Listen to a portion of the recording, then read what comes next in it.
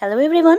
Today I'm going to show you how to create watercolor portrait painting digitally on IbisPaint X. This video is going to be long and very detailed, so be patient and focus on every point minutely. So first, we need to know what are the 3 important points required to create a good watercolor portrait. The first important point is the texture of the paper. So if you want to give it a realistic touch, you would need a textured background first. Next, and probably the most important point of all, is brush and its specific customization. So if you are not familiar with the brush customization series, I would highly recommend you to watch that first and then come back here, because we're going to customize our brush a lot. Then finally comes our painting method. It shouldn't be that difficult. You just have to remember several important points that I'm going to discuss later. The painting depends on your brush customization heavily. If your customization isn't right, the watercolor effect won't be visible. Now that we know our basic points, let's start with the texture. So we are going to take a texture pattern from our online gallery. You can choose drawing paper 1, dirty paper 1 or 2, or cloth or hatching. Basically, a kind of paper that creates good texture. I have chosen this dirty paper texture for this specific one. Also, I have reduced the saturation of it so that I have a grey background rather than a muddy color. Now it's time to move on to the next point, and you have to focus a lot. The 2 brushes that we are going to use are going to be Watercolor Edge 2 and Watercolor Bleed. This Watercolor Edge brush is going to be our most important brush. So this is how a watercolor edge brush stroke looks like. The inner part is almost transparent and the edge is more prominent. We would need that transparency, but not to that extent. So what I'm going to do is turn on the Fill with Current Color button. Next, I'm going to increase the body opacity. Now it's going to be less transparent, but still it would have that prominent edge that we usually see in the watercolor paintings. So what if I try to blend 2 different colors? As you can see, it's not really blending but just overlapping. So to fix that problem, we need to go to settings and change the blending mode of the brush from normal to multiply. Now, let's try that again and see what happens.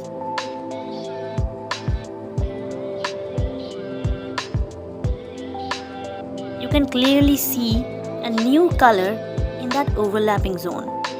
Because the mode is multiply, it's darkening the resultant color. If we want to create a lighter color, we will simply change the brush mode to screen.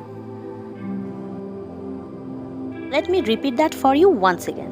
So when you need to blend 2 colors, you can either use multiply or screen. Multiply is used when you want to make things darker, and screen is used for the opposite purpose. Now let me show you the usage of Watercolor Bleed brush. Always remember, in case of watercolor painting, not all areas will have prominent edges separating different colors. So, some parts need to be blended properly. Watercolor Bleed is going to do the exact thing. We just have to color pick from the intermediate zone and blend. You need to make sure that the brush opacity is low and keep on color picking till it's blended properly. So now that we have learned how to use the brushes, let's go to the third point, that is the painting method. You can see that I have this sketch ready for painting, so we will just jump straight into it. So for painting, first we need to decrease the opacity of the sketch and change its blending mode to overlay. Next, we will start applying the base color using watercolor edge brush. But make sure that you start with lower opacity because our brush mode is multiply. So if we start with dark color already, it will turn into super dark when we add more shadows. The rule of traditional watercolor painting is starting with lighter color and then gradually adding darker color as we progress. We're going to follow the same rule here as well. After adding the basic color, you just have to slightly change the brush opacity to add shadow. You can decrease it or increase it, it doesn't matter. Because either ways, it's going to be darker. Remember, the brush mode is multiply, so every time you change the opacity, your strokes are going to be darker than before. There is basically no hassle for picking new colors. You can just choose a mid-tone and then you are good to go. But yes, always remember to add color to the areas you need to do before changing the opacity. Because once you change the brush opacity, there's no way to reverse it. It will be darker whether you like it or not. So you have to be really careful about that. Also, leave some gaps for the lighter areas so whenever we change the brush opacity and add another layer of color, those gaps won't be as dark as the rest.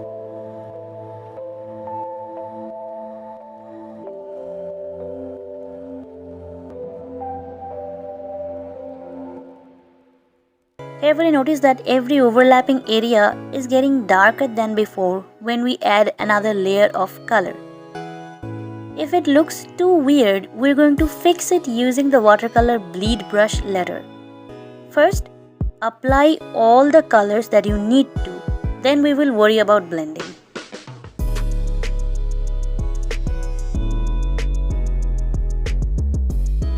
I have painted the lips on the same layer as the skin.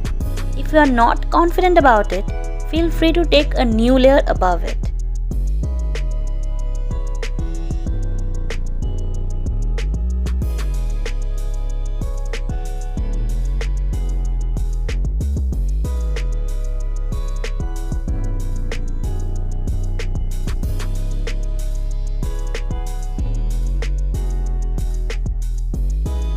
This is how it looks like without any blending. Now, I'm going to show you the usage of watercolor bleed brush. As I have told you before, you have to lower the brush opacity, color pick from the intermediate zone and blend it out. Now carefully watch me do it. Do not blend everything, by the way. Keep some prominent edges as it is.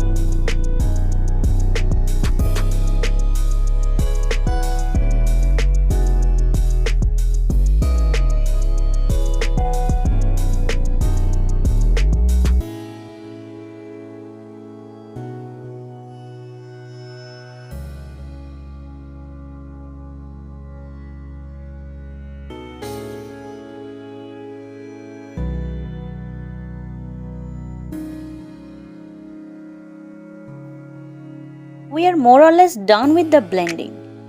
So next up, I'm going to show you how to add the highlight.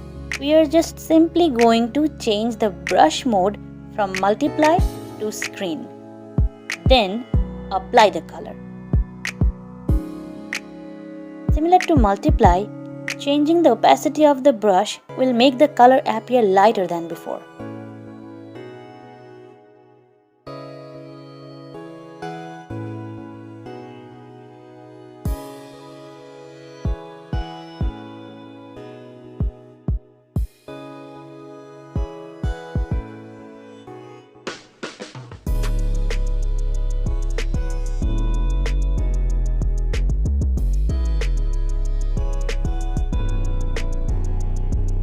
Back to multiply mode once again. This time I have taken a different layer for painting the eyes.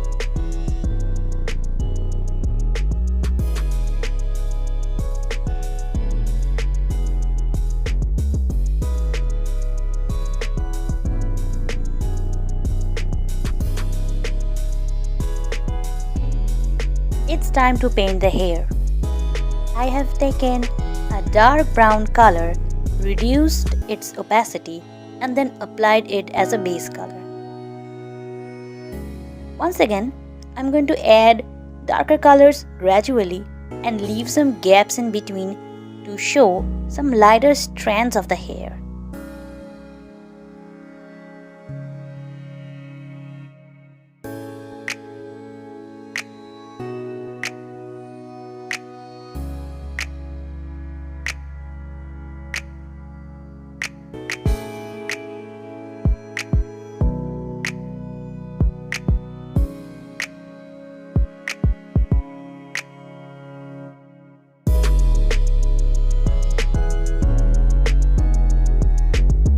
Now that I'm done with the second coating, I'm going to go for the third.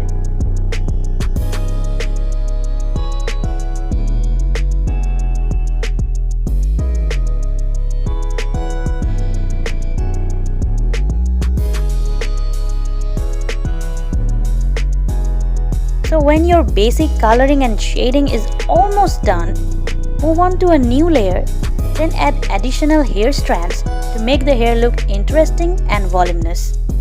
You can use lighter and saturated colors to make them stand out.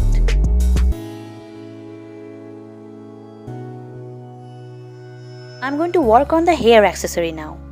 I have started with the multiply mode, and then to highlight certain areas I have changed the brush mode to screen. For the really sparkly parts, I have changed the blending mode to color dodge. Remember, this blending mode I'm referring is for the brush, not for the layer. The layer is going to be normal. We are just changing the blending mode of the brush.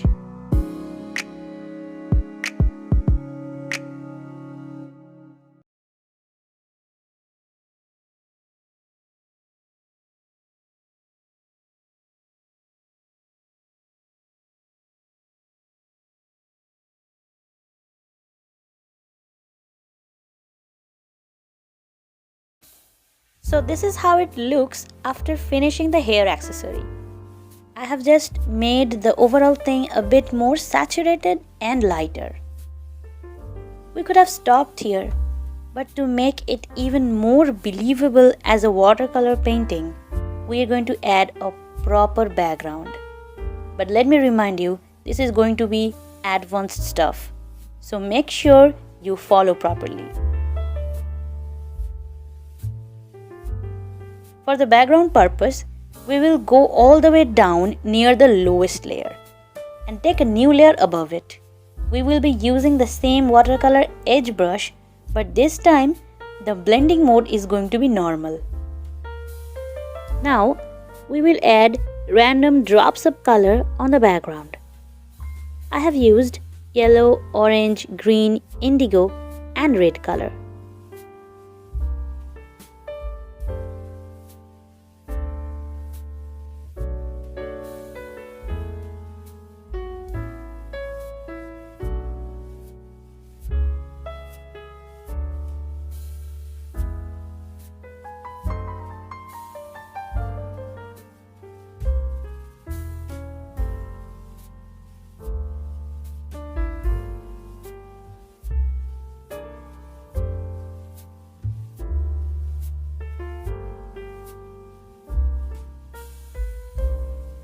When you are done with adding all the vibrant colors, add some white as well.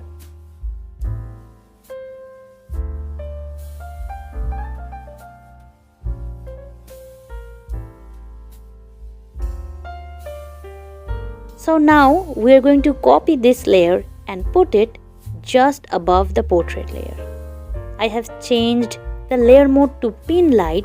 You can do anything that you want to. Now the tricky part. See, I have the same watercolor edge brush, but it's an eraser. You can create your own custom eraser brush just like me. You just have to change the blending mode to eraser.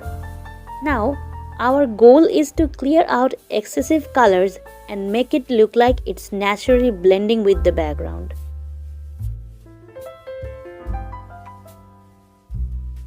To get some interesting brush strokes, I have changed the brush shape from watercolor bleed to splattering and fur.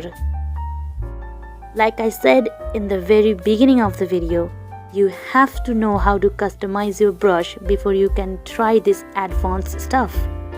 So make sure that your basics are strong and then you go attempt these background tricks. So all you have to do now is to follow the process and try to see what I'm trying to achieve here. It's really difficult to narrate what exactly going on because I have changed the brush shape a whole lot throughout the entire process. But I truly believe that you will be able to understand it properly when you have the knowledge of customization. Feel free to slow down the video if you need that for better understanding.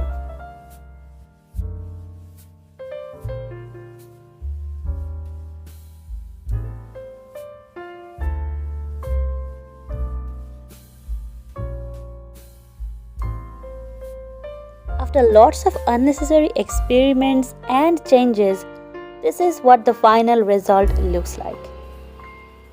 I hope you enjoyed the whole process and also learned how to create your very own watercolor portrait. Thank you for watching, and I'll see you in the next week with a brand new video. Till then, take care.